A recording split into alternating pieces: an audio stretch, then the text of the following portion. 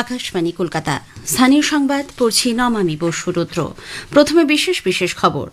প্রধানমন্ত্রী নরেন্দ্র মোদী বলেছেন, বন্দে মাতরম কোনো গান বা স্তোত্র নয়, বরং নিজেদের কর্তব্যের প্রতি জাগ্রত হওয়ার এক অনুপ্রেরণা। এসআইআর প্রক্রিয়া নজরদারি আরও বাড়াতে পশ্চিমবঙ্গে 5টি ডিভিশনের জন্য নির্বাচন কমিশন নিযুক্ত স্পেশাল রোল অবজারভার আগামীকাল রাজ্যে আসছেন।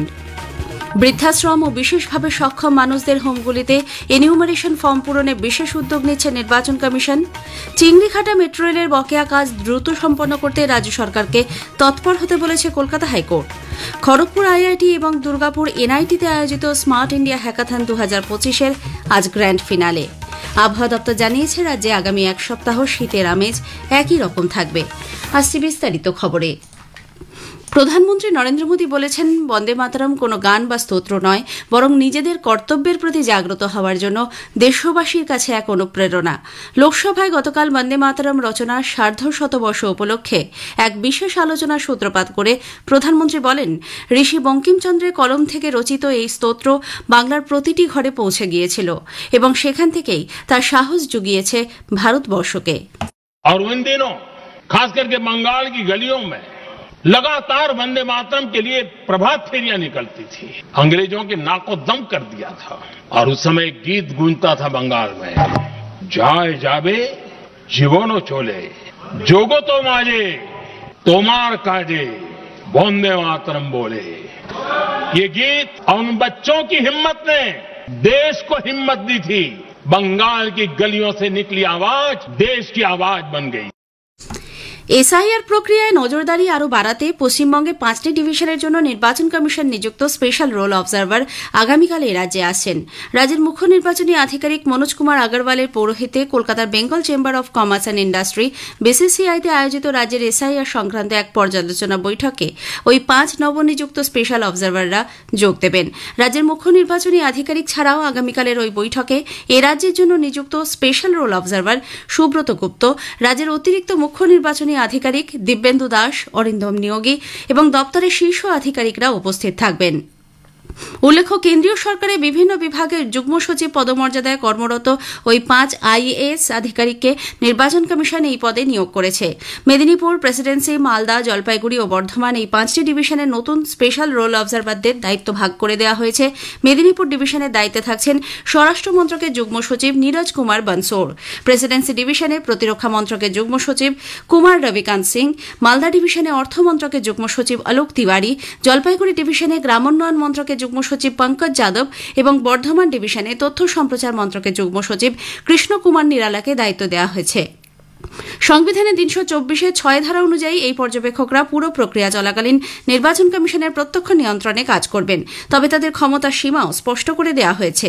এদিকে এসআইআর প্রক্রিয়ায় কর্মরত বিএলওরা তাদের অভিজ্ঞতার কথা ভাগ করে নিয়েছেন আকাশবাণী সংবাদের সঙ্গে। কোচবিহার থেকে আমাদের জেলা সংবাদদাতা শুভেন্দু ভট্টাচার্যের একটি প্রতিবেদন। কোচবিহার জেলায় ভোটার তালিকায় বিশেষ নিবিড় সংশোধনের কাজ প্রায় শেষ পর্যায়ে। ইতিমধ্যেই জেলার বিভিন্ন বুথগুলিতে যারা বিএলও আছেন তারা এই কাজ অনেকটাই গুটিয়ে নিয়ে এসেছেন। কোথাও কোথাও প্রায় 100% কাজ হয়েছে, কোথাও কিছুটা কাজ বাকি রয়েছে। আমরা কথা বলেছিলাম কয়েকজন বিএলওর সাথে।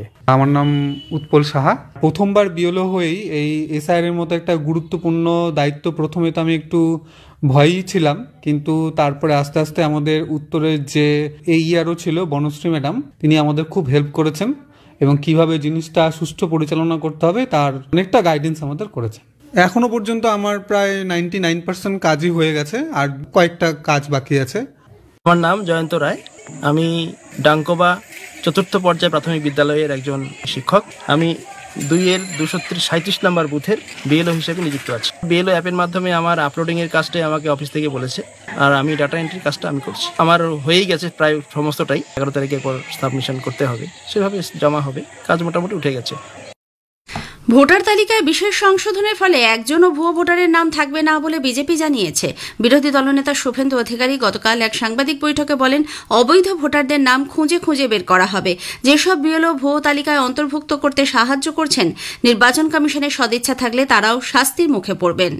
বাবার নাম মায়ের নাম বদলেছেন, ধরা পড়বেন। অনেক বিএলও জানেন না তার ফর্মকে ফিল আপ করে দিয়েছে, তত্তর করে মৃত এবং শিফটিং অদৃশ্য ভোটারের সংখ্যা বাড়ছে। ইলেকশন কমিশনের যদি সদিচ্ছা থাকে হাতে নাতে ধরা পড়বে, ধরা পড়লে এদের শুধু চাকরি যাবে না, যদি সংবিধানকে ইলেকশন কমিশন ঠিকমতো মান্যতা দেয় এদের পরিণতি যা হবে এরা নিজেরাই জানেন। বৃদ্ধাশ্রম ও বিশেষভাবে সক্ষম মানুষদের হোমগুলিতে আবাসিকদের এনিউমারেশন ফর্ম পূরণে বিশেষ উদ্যোগ নিচ্ছে নির্বাচন কমিশন। রাজ্যের মুখ্য নির্বাচনী আধিকারিক মনোজ কুমার আগরওয়াল নির্দেশ দিয়েছেন, বৃদ্ধাশ্রমের আবাসিক বা বিশেষভাবে সক্ষম হিসেবে চিহ্নিত ব্যক্তিরাও যাতে ভোটার তালিকা থেকে বাদ না পড়েন তা নিশ্চিত করতে হবে। সংশ্লিষ্ট জেলার ডিইওদের এই কাজের অগ্রাধিকারের ভিত্তিতে কাজ সম্পন্ন করার নির্দেশ দিয়েছে সিইও দপ্তর। রাজ্যের মুখ্য নির্বাচনী আধিকারিক মনোজ কুমার আগরওয়াল আজ এবং নির্বাচন কমিশনের অন্যান্য আধিকারিকরা একাধিক বিশেষ শিবিরে উপস্থিত থাকবেন। তার মধ্যে সবচেয়ে তাৎপর্যপূর্ণ ক্যাম্পটি বসতে চলেছে এশিয়ার বৃহত্তম যৌনপল্লী হিসেবে পরিচিত সোনাগাছিতে। পুরুলিয়ার বান্দোয়ান থানার পুকুরডাবর গ্রামে টাকা নিয়ে নাগরিক পরিচয়পত্র বিলির অভিযোগে এক ব্যক্তিকে গ্রেপ্তার করা হয়েছে। বিপিন বিহারী বেসরা নামে ওই ব্যক্তি টাকার বিনিময়ে আদিবাসীদের সংগঠনের নামে নকল পরিচয়পত্র বিতরণ করছিলেন। এই পরিচয়পত্র থাকলে ভারত সরকার প্রদত্ত আর কোনো পরিচয়পত্রের প্রয়োজন নেই এবং এসআইআর ফর্ম ফিল আপ করারও দরকার নেই বলে দাবি করা হচ্ছিল। এর ফলে বান্দোয়ান এলাকায় অনেকেই এসআইআর ফর্ম ফিল আপ করেননি বলেও খবর। ওই ব্যক্তিকে আজ জেলা আদালতে তোলা হবে। স্থানীয় সংবাদ শুনছেন আকাশবাণী কলকাতা কেন্দ্র থেকে। চিংড়িঘাটা মেট্রো রেলের বকেয়া কাজ সম্পন্ন করতে রাজ্যে তৎপরতার অভাব রয়েছে বলে অসন্তোষ ব্যক্ত করেছে কলকাতা হাইকোর্ট। এ ব্যাপারে রাজ্য কি পদক্ষেপ করেছে আগামী বৃহস্পতিবারের মধ্যে তা জানতে চেয়েছে ভারপ্রাপ্ত প্রধান বিচারপতি সুজয় পাল ও বিচারপতি পার্থ সারথী সেনের ডিভিশন বেঞ্চ। রাজ্যের অ্যাডভোকেট জেনারেল কিশোর দত্ত আদালতে বলেন, রাস্তা বন্ধ করলে জরুরি পরিষেবায় যাতায়াতের অসুবিধা হবে। এতেই ভারপ্রাপ্ত প্রধান বিচারপতি সুজয় পাল ক্ষোভ প্রকাশ করে বলেন, যে সমস্যার কথা বলা হচ্ছে তা যে কোনো সময়ই হতে পারে, সেজন্য এত গুরুত্বপূর্ণ একটি প্রকল্প আটকে থাকতে পারে না। খড়গপুর আইআইটি এবং দুর্গাপুর এনআইটিতে আয়োজিত স্মার্ট ইন্ডিয়া হ্যাকাথন 2025-এর আজ গ্র্যান্ড ফিনালে। দেশের বিভিন্ন ক্ষেত্রে উদ্ভূত নানা সমস্যা সমাধানের লক্ষ্যেই একাধিক দলের প্রতিযোগীরা প্রয়াস চালাচ্ছেন। নির্দিষ্ট সময়সীমার মধ্যে ছাত্রছাত্রীদের চিন্তাভাবনা, উদ্ভাবনী ক্ষমতা এবং সৃজনশীলতার মাধ্যমে এই সমস্যার সমাধান করা হয়। সারা দেশব্যাপী হ্যাকাথনের এটি 8ম সংস্করণ। অধিকর্তা জয়ন্ত সেনগুপ্ত বৈঠকে বলেন, ভারতের স্বাধীনতা সংগ্রামীদের আত্মত্যাগের ইতিহাস উজ্জ্বল হয়ে আছে যেখানে, সেই জায়গায় এই সাহিত্য উৎসব অনুষ্ঠিত হওয়া অত্যন্ত তাৎপর্যপূর্ণ। আগামী বছরের জানুয়ারি 9 থেকে 11 তারিখ বেসরকারি উদ্যোগে আলিপুর মিউজিয়ামে অনুষ্ঠিত হবে কলকাতা সাহিত্য উৎসব। রাজ্যে আগামী এক সপ্তাহ শীতের আমেজ একই রকম থাকবে। দক্ষিণবঙ্গ এবং উত্তরবঙ্গে রাত্রিকালে ন্যূনতম তাপমাত্রার বিশেষ হেরফের হবে না এবং কলকাতা ও তার আশপাশের এলাকা ও উত্তরবঙ্গের জেলাগুলিতে সকালের দিকে কুয়াশার সম্ভাবনা রয়েছে। আজ সকালে আলিপুরে সর্বনিম্ন তাপমাত্রা রেকর্ড করা হয়েছে 15.2 ডিগ্রি সেলসিয়াস, স্বাভাবিকের থেকে যা 1.4 ডিগ্রি কম। শেষ করার আগে স্থানীয় সংবাদের বিশেষ কিছু অংশ আরও একবার। প্রধানমন্ত্রী নরেন্দ্র মোদী বলেছেন, বন্দে মাতরম কোনো গান বা স্তোত্র নয়, বরং নিজেদের কর্তব্যের প্রতি জাগ্রত হওয়ার এক অনুপ্রেরণা। এসআইআর প্রক্রিয়ায় নজরদারি আরও বাড়াতে পশ্চিমবঙ্গে 5টি ডিভিশনের জন্য স্পেশাল রোল অবজারভার আগামীকাল এ রাজ্যে আসছেন। চিংড়িঘাটা মেট্রো রেলের বকেয়া কাজ দ্রুত সম্পন্ন করতে রাজ্য সরকারকে তৎপর হতে বলেছে কলকাতা হাইকোর্ট। খড়গপুর আইআইটি এবং দুর্গাপুর এনআইটিতে আয়োজিত স্মার্ট ইন্ডিয়া হ্যাকাথন 2025-এর আজ গ্র্যান্ড ফিনালে। স্থানীয় সংবাদ শেষ হল। আকাশবাণী খবর পড়ছি ধৃতি সেন শর্মা। বিশেষ খবর হল, প্রধানমন্ত্রী নরেন্দ্র মোদী বলেছেন, ভারত প্রত্যেক চ্যালেঞ্জের সফলভাবে মোকাবিলা করতে সক্ষম এবং বন্দে মাতরমের ভাবধারা সেই শক্তি যোগাতেই সাহায্য করেছে। এনডিএ সংসদীয় দল আজ নতুন দিল্লিতে বৈঠকে বসতে চলেছে। অসামরিক বিমান চলাচল মন্ত্রী রামমোহন নাইডু বলেছেন, সাম্প্রতিক উড়ান সংকটের জন্য ইন্ডিগো সংস্থাই পুরোপুরি দায়ী, তারাই তাদের কর্তব্য পালনে ব্যর্থ হয়েছে। রাষ্ট্রপতি দ্রৌপদী মুর্মু আজ নতুন দিল্লিতে হস্তশিল্প পুরস্কার প্রদান করবেন। বিদেশ মন্ত্রক আজ 5ম অটল বিহারী বাজপেয়ী স্মারক বক্তৃতার আয়োজন করছে। রাষ্ট্রসংঘ নিরাপত্তা পরিষদ আজ ইউক্রেন নিয়ে এক জরুরি বৈঠকে বসতে চলেছে। 5 ম্যাচের টি20 ক্রিকেট সিরিজের প্রথম খেলায় আজ কটকে ভারত ও দক্ষিণ আফ্রিকা মুখোমুখি হবে। আসছে বিস্তারিত খবরে। প্রধানমন্ত্রী নরেন্দ্র মোদী বলেছেন ভারত প্রত্যেক চ্যালেঞ্জের সফলভাবে মোকাবিলা করতে সক্ষম এবং বন্দে মাতরমের ভাবধারা সেই শক্তি যোগাতেই সাহায্য করেছে। লোকসভায় গতকাল বন্দে মাতরম রচনার 150 বছর উপলক্ষে বিশেষ আলোচনার সূত্রপাত করে তিনি বলেন, বন্দে মাতরম শুধুমাত্র কোনো সঙ্গীত বা স্তোত্র নয়, এটি উদ্দীপনার উৎস যা জনগণকে তাদের কর্তব্য সম্পর্কে সচেতন করে তুলেছে। আত্মনির্ভর ভারতের স্বপ্ন সাকার করে তুলতে বন্দে মাতরম দেশবাসীকে উজ্জীবিত করছে বলেও প্রধানমন্ত্রী উল্লেখ করেন। भारत हर चुनौतियों को पार करने में समर्थ है। वंदे मातरम के भाव की वो ताकत है।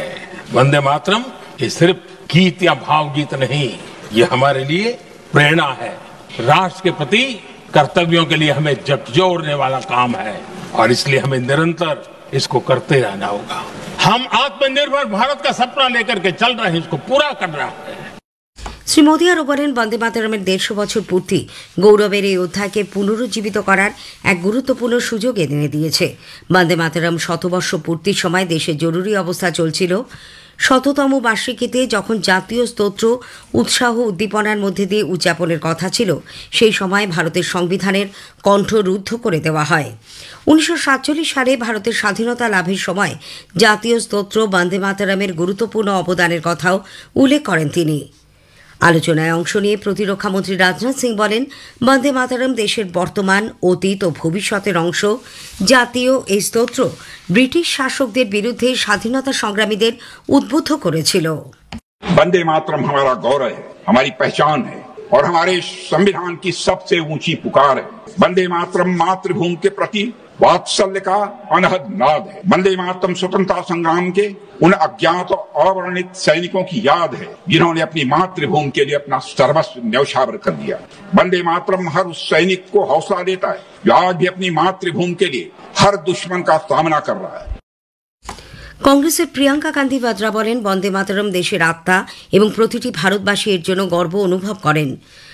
ওই দলেরই গৌরব গগৈ আলোচনায় অংশ নিয়ে বলেন, বাংলার বহু কবি ও লেখক স্বাধীনতা আন্দোলনের সময় তাদের লেখনীর মাধ্যমে হাজার হাজার মানুষকে অনুপ্রাণিত করেছিলেন।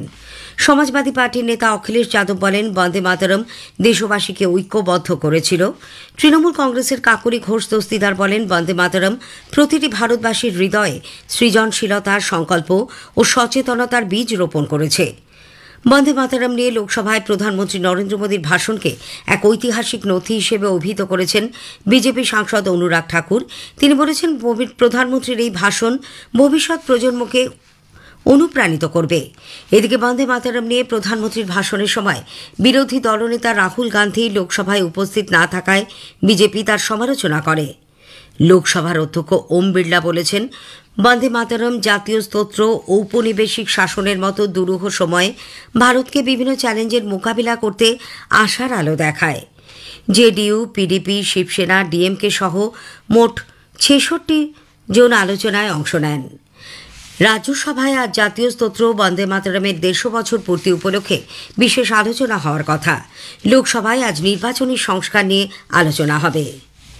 এনডিএ সংসদীয় দল নতুন দিল্লিতে আজ বৈঠকে বসতে চলেছে। সংসদের লাইব্রেরি বিল্ডিংয়ের বালাযোগী অডিটোরিয়ামে এই বৈঠক হবে। এনডিএ জোটের লোকসভা ও রাজ্যসভার সমস্ত সাংসদকে এতে যোগ দিতে বলা হয়েছে। অসামরিক বিমান চলাচল মন্ত্রী রামমোহন নাইডু বলেছেন, সাম্প্রতিক উড়ান সংকটের জন্য ইন্ডিগো সংস্থাই পুরোপুরি দায়ী। তারাই তাদের কর্তব্য পালনে ব্যর্থ হয়েছে। ডিডি নিউজকে এক একান্ত সাক্ষাৎকারে শ্রী নাইডু বলেন, ইন্ডিগোর নিজেদের কর্মী পরিচালনার ক্ষেত্রে মিসম্যানেজমেন্ট এবং পাইলটদের কাজে লাগাতে ব্যর্থ হওয়ার কারণেই সাম্প্রতিক এই উড়ান বাতিলের ঘটনা। ফ্লাইট ডিউটি টাইম লিমিটেশন, এফডিটিএল বা বিমানের কাজের সময়সীমা সংক্রান্ত নীতি নির্দেশিকার কারণে নয়। তিনি আরও বলেন, সরকার ইন্ডিগো সংস্থার কোনো চাপের মধ্যে নেই এবং প্রতিটি এয়ারলাইন সংস্থাকে একই নজরে দেখা হয়ে থাকে। শ্রী নাইডু বলেন, অসামরিক বিমান চলাচল মহানির্দেশালয় ডিজিসিএ ইতিমধ্যেই এয়ারলাইন সংস্থার কাছ থেকে প্রয়োজনীয় ছাড়পত্র পেয়েছে। ওই নীতি নির্দেশিকা নিয়েও তাদের সঙ্গে বৈঠক হয়েছে, যাতে ইন্ডিগো কোনো আপত্তি প্রকাশ করেনি। ডিজিসিএ বর্তমানে শো কজ নোটিশ নিয়ে ইন্ডিগোর জবাব খতিয়ে দেখছে। যাত্রীদের দুর্ভোগের বিষয়টি মাথায় রেখে তাদের বিরুদ্ধে যথাযথ ব্যবস্থা নেওয়া হবে বলেও আশ্বাস দেন তিনি। সরকার ইন্ডিগোর চলাচলের ক্ষেত্রে কিছু কাটছাটের পরিকল্পনা করছে জানিয়ে শ্রী নাইডু আরও বলেন, I can confidently say you can travel by air. There won't be any problems.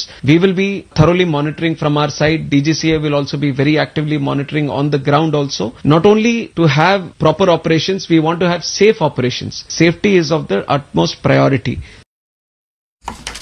অসামরিক বিমান চলাচল মন্ত্রকের সচিব সমীর কুমার সিনহা বলেছেন, দেশে বিমান চলাচল এখন মোটামুটি স্বাভাবিক। ইন্ডিগো সংস্থা গতকাল 1800টি বিমান চালিয়েছে, যা তাদের নির্ধারিত সূচির প্রায় কাছাকাছি।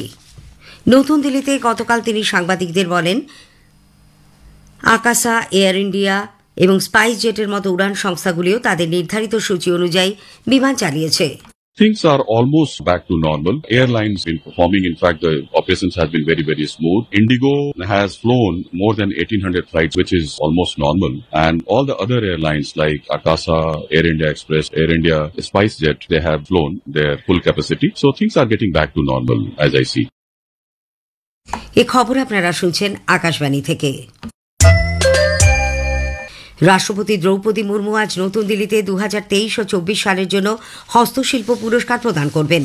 বস্ত্র মন্ত্রকের পক্ষ থেকে জানানো হয়েছে, হস্তশিল্পীদের দক্ষতার স্বীকৃতি এবং ভারতের সমৃদ্ধ হস্তশিল্পের ঐতিহ্য সংরক্ষণে সরকারের অঙ্গীকারবদ্ধতার নিদর্শন হিসেবে এই পুরস্কার প্রদান করা হয়ে থাকে। বস্ত্রমন্ত্রী গিরিরাজ সিং এবং ওই দপ্তরের প্রতিমন্ত্রী পবিত্র মার্গারিটাও অনুষ্ঠানে উপস্থিত থাকবেন। বিদেশ মন্ত্রক আজ নতুন দিল্লিতে পঞ্চম অটল বিহারী বাজপেয়ী স্মারক বক্তৃতার আয়োজন করছে। মন্ত্রকের পক্ষে এক বিবৃতিতে জানানো হয়েছে, সিঙ্গাপুরের প্রধানমন্ত্রীর প্রধান উপদেষ্টা তিও চি হিয়ান পরিবর্তনশীল বিশ্বে দীর্ঘস্থায়ী অংশীদারিত্বের বিষয়ে ভাষণ দেবেন এই স্মারক বক্তৃতায়। উল্লেখ্য, দেশ গঠনের কাজে তার আজীবন অবদানের স্বীকৃতিতে প্রাক্তন প্রধানমন্ত্রী অটল বিহারী বাজপেয়ীর প্রতি শ্রদ্ধার নিদর্শন হিসেবে বিদেশ মন্ত্রক বার্ষিক এই বক্তৃতামালার আয়োজন করে থাকে।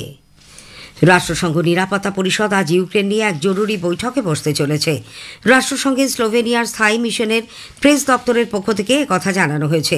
ডেনমার্ক, ফ্রান্স, ব্রিটেন, গ্রিস ও কোরিয়া প্রজাতন্ত্র বৈঠকে যোগ দেবে। সম্ভাব্য ড্রোন হামলার প্রেক্ষিতে রাশিয়ার দক্ষিণ ও পশ্চিমাঞ্চলের একাধিক অংশে সতর্কতা জারি করা হয়েছে। নিরাপত্তার খাতিরে দক্ষিণাঞ্চলের 4টি বিমানবন্দর থেকে বন্ধ করে দেওয়া হয়েছে উড়ান চলাচল। রুশ রাষ্ট্রপতি ভ্লাদিমির পুতিনের সাম্প্রতিক ভারত সফরকে স্বাগত জানিয়েছে বেইজিং। চীনের বিদেশ মন্ত্রকের মুখপাত্র গুও জিয়াকুন জানিয়েছেন, বৃহৎ অর্থনীতি হিসেবে ভারত ও রাশিয়া দুটি দেশই দক্ষিণী বিশ্বের গুরুত্বপূর্ণ সদস্য। সন্ত্রাসবাদ ও চরমপন্থার বিরুদ্ধে আন্তর্জাতিক লড়াইকে আরও শক্তিশালী করতে ব্রিটিশ সরকার ভারত বিরোধী চরমপন্থী সংগঠনগুলির ওপর যে নিষেধাজ্ঞা জারি করেছে, ভারত তাকে স্বাগত জানিয়েছে।